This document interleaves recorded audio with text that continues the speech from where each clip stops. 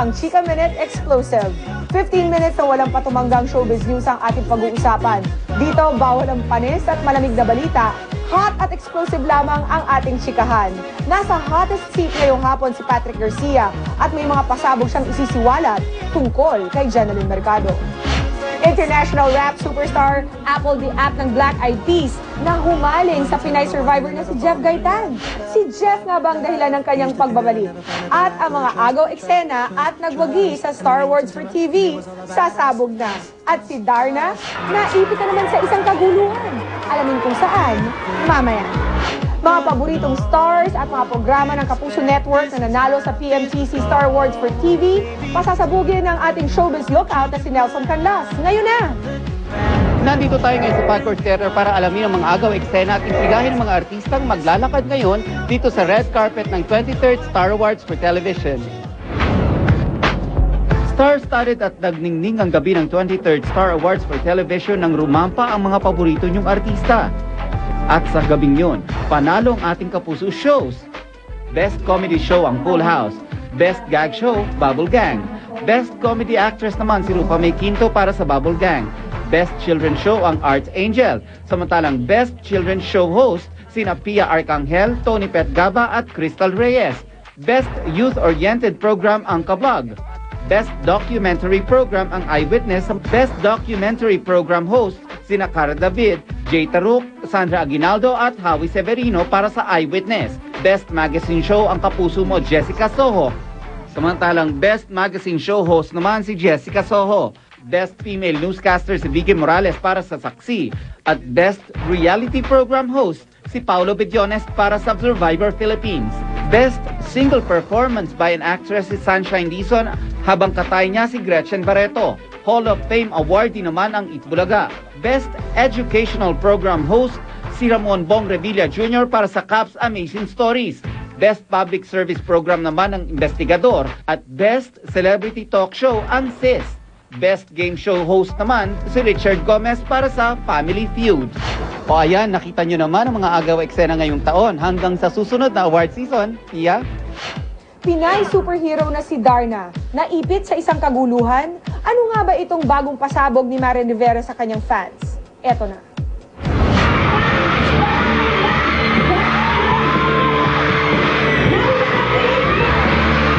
Sa bagong misyon ni Darna, bigla siyang pinagkaguluhan ng kanyang pinuntahan. Hindi magkamayaw ang mga bata sa isang eskwelahan sa Quezon City nang maglanding ang Pinay superhero, dala ang isang importanteng bilin.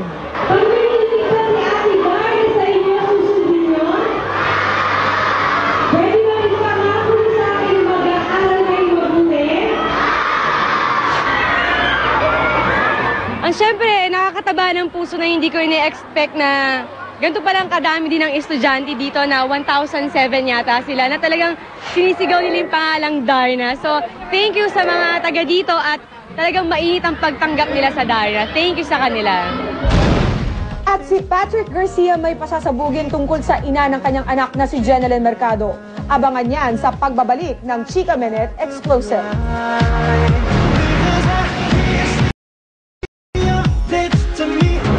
Patrick Garcia bubuksan ang pinto para makapasok ang intriga. Mahigit isang taon matapos ipanganak ang love child nila ng ex-girlfriend na si Jeneline Mercado, gusto nang makita ng aktor ang bata. Pero si Jeneline matigas at ayaw ipasulyap man lang si Alex Jazz o AJ sa ama nito. May mga kumwe-question din sa timing at sincerity ni Patrick, sa tunay na nararamdaman niya sa anak at kung bakit ngayon lang niya ito gustong makita. Patrick Garcia uupo sa hottest seat. Hi, Patrick. Hi. Thanks for joining us here in Chika Minute Explosive.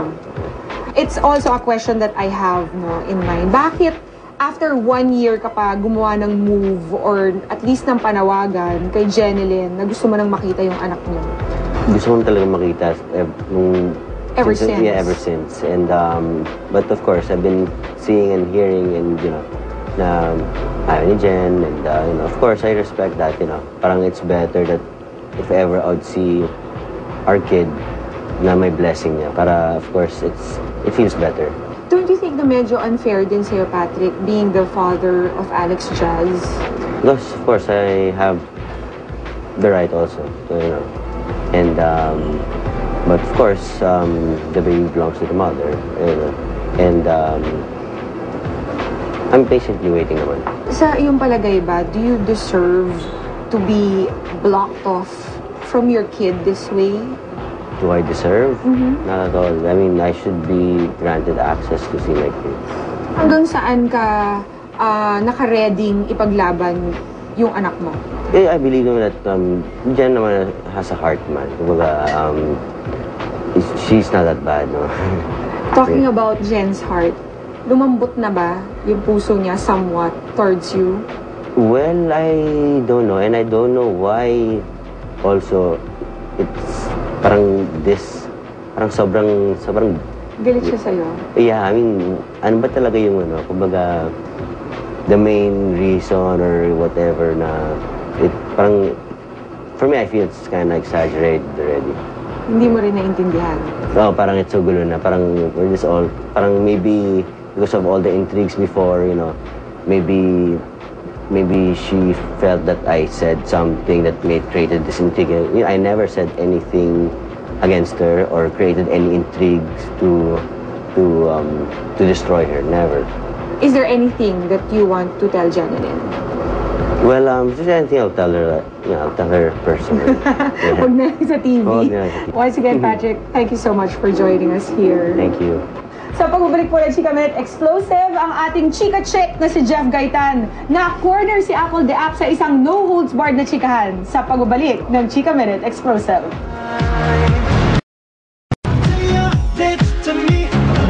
Nagbalik bansa ang international rap superstar na si Apple the App ng Black Eyed Peas. May misyon at may hinahanap ang sikat na rapper. At ano itong nabalitaan kung nahumaling daw siya sa chika chick nating si Jeff Gaitan? Naku, magkakaalaman na. Marami ang natuwa sa muling pagbabalik ng Pinoy rap superstar ng Black Eyed Peas na si Apple Diab. At syempre, hindi ko palalagpasin na maka one-on-one siya. The hospitality and the food and, you know, the people. Very nice people, you know. They're very nice people, so that's what I miss. It's another exclusive event for the Filipino people dahil nagbalik ang ating Pinoy pride na si Apple Diab sa Black Eyed Peas. At ito ang kanyang maingay na pasabog. OMG, he touched my hand. Ngitian niya ako at sabi niya sa akin, may na-miss siya rito. At sa una na yung pagkikita, isang good news agad ang pasalubong niya sa akin. Okay, Apple, tell me, what brings you back to Manila? Well, what brings me back is my birthday celebration, and along with that, you know, the Jeepney and MTV Emerge showcase for these upcoming emerging artists from the Philippines. Nandito sa bansa ang rapper para sa isang misyon, ang tumuklas ng Pinoy world-class talents sa pamamagitan ng kanyang record company na Jeepney Music. The main purpose of Jeepney Music is to be able to give you know, international exposure for these upcoming or emerging artists. Charisma, musicality, how to rock a crowd, and showmanship. Gusto ni Apple na lalong dumami ang Pinoy sa world stage at nakahanda siya bumakap sa mga ito all the way. Yeah, they'll be signed to Jeepney, and I'll collaborate with them, and you know, distributed digitally by Jeepney and MTV Emerge. This is not the last one. This is only the beginning. Salamat. Magandang gabi po sa inyo lahat. Thank you very much. Apple Diab is truly a Filipino icon dahil sa kanyang galing sa music at kakaiba ang fashion sense. But if you want more, abangan pa natin ang mas may ingay na explosive stories ni Apple Diab dito lang sa Chika Minute Explosives! Kung nabitin kayo sa mga revelasyon ni Apple kay Jeff, bukas mas may init at chikahan ang kanilang pasasabugin. At ito po ang Chika Minute Explosive, araw-araw from Monday to Friday. For comments and suggestions, you can write us at chikaminutexplosive@gmail.com. Ako po si Pia Guanyo. See you tomorrow at Happy Chika!